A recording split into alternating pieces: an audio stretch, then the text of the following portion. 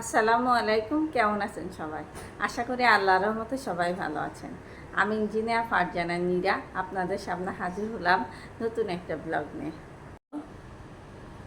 গরম ভাত,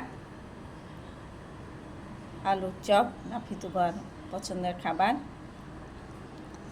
এই তো আমার ভর্তা আর মুরগির মাংস, আলু দিয়ে ঝোল। আশা করি সবার ভালো লেগেছে, আলহামদুলিল্লাহ।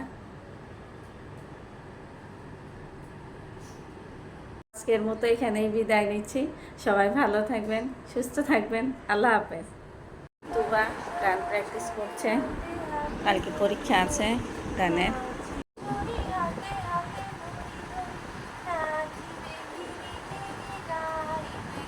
কিছুই সহজ না, পড়া গান সব কিছু প্র্যাকটিস করতে হয়, চর্চা করতে হয়, তবেই সফলতা আসে।